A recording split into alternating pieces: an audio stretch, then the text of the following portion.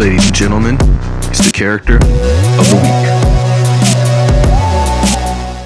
week. What up, everybody? Today's character week is Lauren Kinney, better known as X23. X23 first debuted in Marvel Comics around like 2004 in a comic series called NYX. Then later her own series, X23 Innocence Lost, which is pretty much her origin story.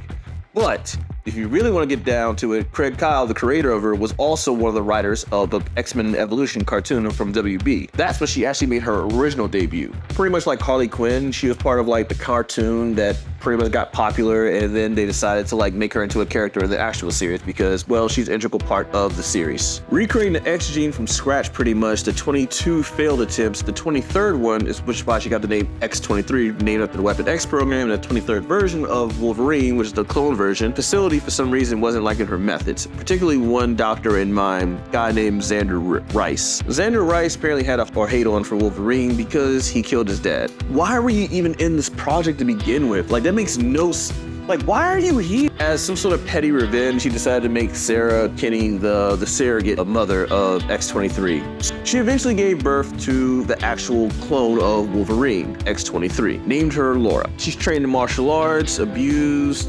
isolated, no actual childhood ever. Then they forced her into a radiation treatment, which pretty much progressed or fast forward her X gene, and then she started growing bone claws. She had 2 in her wrist and 1 in her foot. I don't know.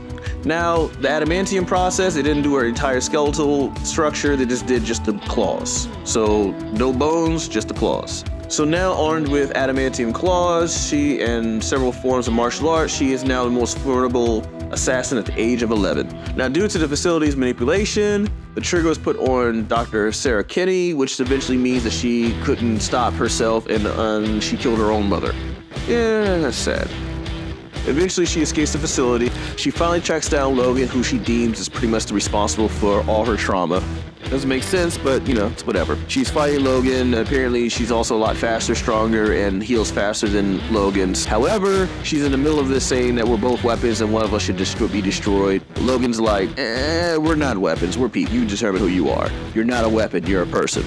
So even though he tried to give her some semblance of childhood or some type of normalcy, to not be a weapon, she became both an X-Men, part of the Avengers Academy, Thunderbolt, and X-Force member. So pretty much still a weapon. Enough backstory, we can skip over to the part where she takes over the mantle of Wolverine. Somewhere after the death of the Wolverine series, and somewhere after Secret Wars, her and Ken, which is Wolverine's biological son, had a couple of run-ins. Pretty much like a couple of pages of slashing and then ended up being a standstill battle. So, yeah, there's that. Powers and abilities, same as Logan, except for this maybe younger and faster, and more chemically enhanced or augmented. Like I said, she's been featured in the X-Men Evolution as her start. She's been later featured in comics, and she's been a staple of the Marvel comics ever since. She's also featured in the live-action Logan film, played by Daphne Keane. So, shout out to X23, aka Wolverine, part of a legacy character. Hope she does well, carry on the mantle, the best there is of what she does, which is be a weapon. I'm sorry. Anyway, back to you guys. Like, share, subscribe.